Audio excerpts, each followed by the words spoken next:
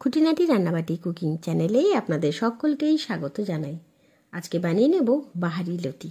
চলুন তাহলে সেজন্য আগে রান্নাটা করে নিই। রান্নার শুরুতেই বলে দিই, এখানে কচুলতি দিয়ে রান্নাটা করব। তাই কচুলতিগুলোকে সুন্দরভাবে কেটে পরিষ্কার করে একটা কড়াই বসিয়ে দিয়ে তাতে একটু ভেপার করে সেদ্ধ করে নেব। একটু নাড়াচাড়া করে প্রায় 10 মিনিটের মতো কড়াই সেদ্ধ করে নিলেই লতিগুলো কিন্তু একটু নরম হয়ে যাবে। এবার লতিগুলোকে নামিয়ে জল ঝারিয়ে রাখবো। চলুন ততক্ষণে অন্য কাজটা সেরে নিই। এই কচুলতিটা ছোট্ট দেশি মৌরলা মাছ দিয়ে বানাবো। তাই মৌরলা মাছগুলো আগে থেকেই ভালোভাবে ধুয়ে পরিষ্কার করে নিয়েছি। এবার দিয়ে দিলাম পরিমাণ মতো হলুদের গুঁড়ো এবং স্বাদ মতো লবণ। সুন্দরভাবে নাড়াচাড়া করে মাছগুলোকে একটু লবণ এবং হলুদ দিয়ে মাখিয়ে নিলাম। মাছ মাখানো কমপ্লিট। এবার মাছটাকে 2 ভাগে ভাগ করে নিলাম। একটা দিয়ে বানিয়ে নেব বাহারি লতি, অন্যটা দিয়ে কি বানাবো তার জন্য চোখ রাখতে হবে খুঁটিনাটি রান্নাবাটি কুকিং চ্যানেলের পরের ভিডিওতে।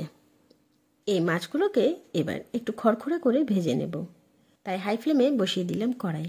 কড়াই মোটামুটি গরম হয়ে এসেছে, তাই এবার দিয়ে দিলাম পরিমাণ মতো সরষের তেল। তেলও প্রায় গরম, তাই এবার ছেড়ে দিলাম লবণ এবং হলুদ মাখা মাছ। মাছগুলোকে বেশ উলটপালট করে খড়খড়ে ভেজে নেব। দেখুন সুন্দরভাবে মাছ ভাজা কিন্তু হয়ে গেছে। এবার মাছগুলোকে তুলে নিচ্ছি। মাছ তুলে নেওয়ার পর ওই মাছের তেলেই বাকি রান্নাটা করব। পেঁয়াজ অল্প একটু ভাজা ভাজা হতে না হতেই তাতে দিয়ে দিলাম একটা গোটা টমেটো, যেটাকে আমি 4 ভাগে ভাগ করে নিয়েছি, এবং নাড়াঘাটা করে এক এক করে দিতে থাকবো বাটা মশলা। প্রথমেই দিলাম পেঁয়াজ বাটা, তারপর দিলাম রসুন বাটা, অবশেষে দিলাম আদা এবং কাঁচা লঙ্কার পেস্ট। এবার সমস্ত উপকরণগুলোকে একটু নাড়াঘাটা করে মিশিয়ে নিচ্ছি। এবার দিয়ে দিলাম পরিমাণ মতো হলুদ গুঁড়ো এবং স্বাদ মতো লবণ। আবারও নাড়াচাড়া করে সমগ্র উপকরণটা একটু কষিয়ে নিচ্ছি।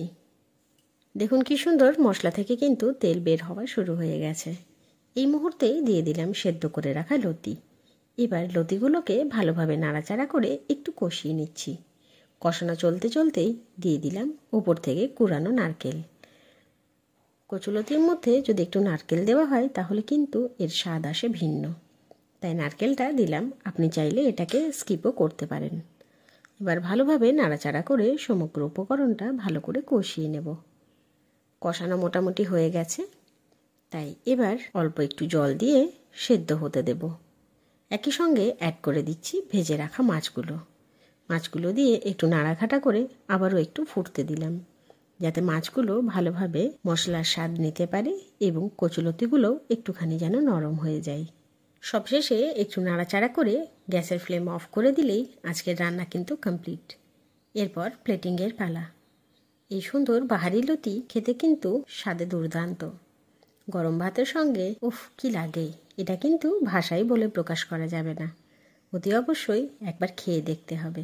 এইরকম সুন্দর সুন্দর রান্নার ভিডিওস দেখার জন্য অবশ্যই আমার চ্যানেল খুঁটিনাটি রান্নাবাটিকে সাবস্ক্রাইব করতে ভুলবেন না।